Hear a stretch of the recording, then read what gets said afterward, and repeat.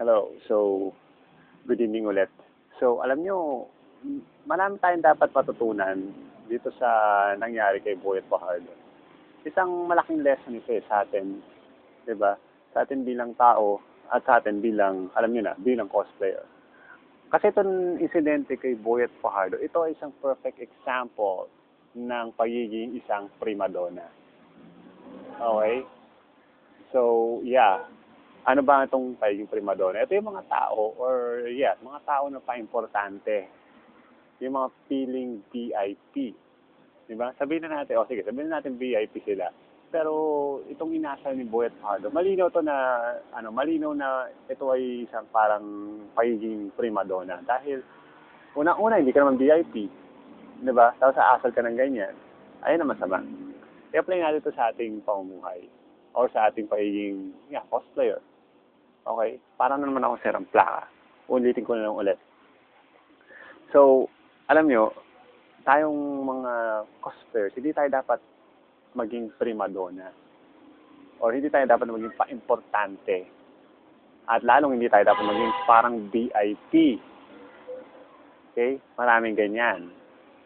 Maraming ganyan, yes. Maraming ganyan na cosplayer na sabihin na nating hindi or kumbaga walang urbanidad. Diba? Sige, sabihin natin, walang mga urbanidad. Na feeling nila, porket sikat sila or porket medyo importante sila, ang mayabang yung kanilang dating, mayabang yung kanilang asta, mayabang yung kanilang pagkilos. Diba?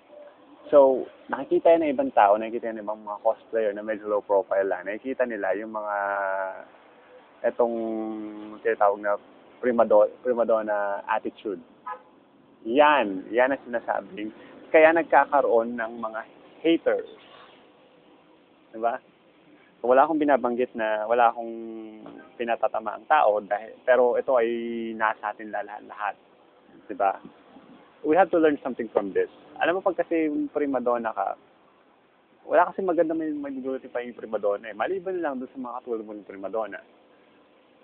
Pero kung, kayo lang dalawa na, mag-isa ka lang, prima donna ka, wala may maganda may dulot niya sa ibang mga tao, sa ibang mga klase. Hindi naman lahat ng cosplayer prima donna eh. Mas marami ang hindi. So, isa sa mga hindi prima donnas, maraming nadudulot na hindi maganda. Yung mga hindi mga prima donnas, yung mga nakita ng mga ganyang bagay, para sa kanila, hindi maganda. Di ba? Tsaka, dyan nagkakaroon ng mga tatawag nating mga haters or dyan nagkakaroon ng tatawag ng mga, yung mga ayaw sa'yo. Yeah, basically, yung mga tao na kumbaga galit sa'yo or porque sabihin natin hindi na hindi galit sa'yo ng personally pero galit sa mga pinaggagawa mo. 'Di ba? Ganun 'yun eh. 'Di ba? Or hindi mang sabihin sa'yo na hindi galit sa'yo sa harapan pero sa pagtalikod mo galit sa'yo. Nangyayari po 'yan. Dahil po hindi naman lahat ng kasi ng tao perfecto eh. Hindi naman lahat ng cosplayer perfecto. Meron talaga mga ganyan na ang pag-uugali. So, may mga nagagalit sa kanila. Diba? So, just a way to avoid something like this is kailangan tayo magpaka-humble. Diba? Magpaka-humble lang tayo na yung wag natin gayahin yung ginagawa ni Boyet Fajardo na kala mo kung sino. Yun ang masama eh, yung kala mo kung sino ka. Diba? Yung kumbaga parang sasali ka lang sa community o sasali ka lang sa isang cosplay para lang sumikat ka. Tapos sa pagsikat mo parang alam mo kung sino ka.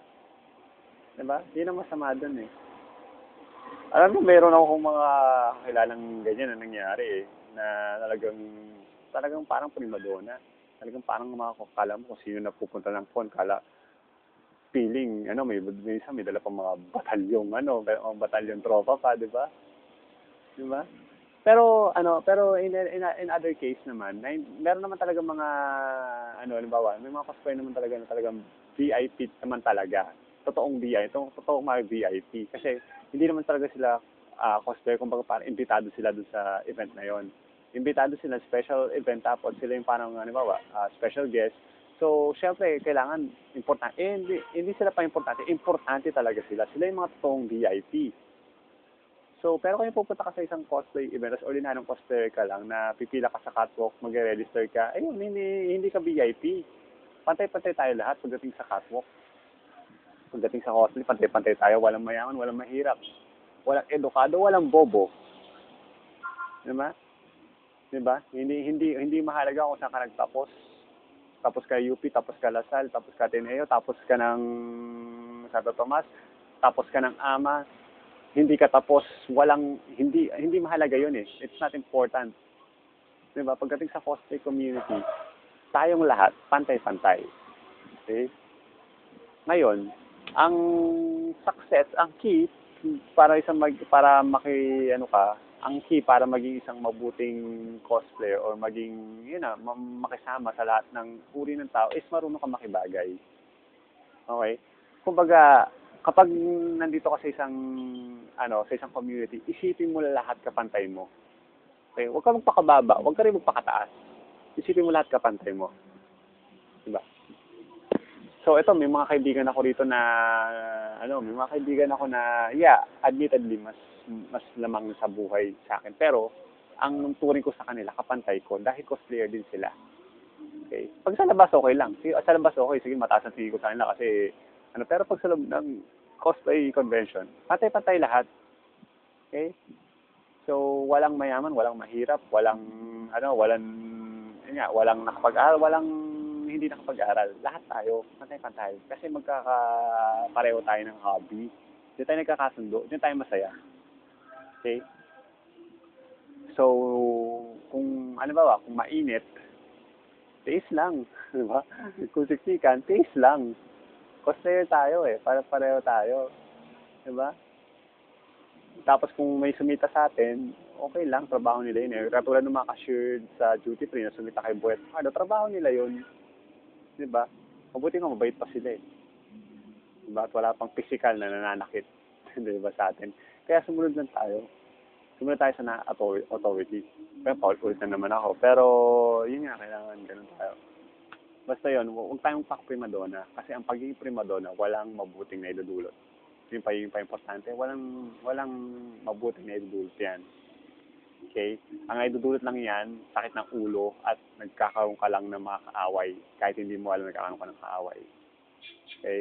So, yun lang. Sana natuto tayo kung sa nangyari kay Boet Fajardo. At sana rin na i-apply natin yun. I-apply natin yun hindi na sa cosplay, sa pang-araw-araw ng pamumuhay. I-apply natin. Kasi importante yun. Mahalaga yung nangyari na yun. Mahalaga yung lesson yun. May moral doon sa nangyari sa kanya. Kahit na sabihin natin na hindi maganda ginawa niya, may moral. Diba? Okay, at ngayon naririnig ko na yung pabasa. Pabasa ba yun? Kasi alam niyo, Holy Week na at medyo naghahanda na dito sa bahay yung mga aking kasera na sarado kandado katoliko. So, anyway guys, siguro kita-kita ulit tayo bukas at meron akong isa pang itatopic sa inyo na medyo mahalaga rin at ito rin na para sa mga cosplayer na medyo hindi, kumbaga, medyo okay, sige, secret na lang natin. Hindi ko muna babanggitin. Okay, sige. Sige guys, kita-kita tayo ulit dito sa Blue Room. I'm Gene, signing off. And God bless you all.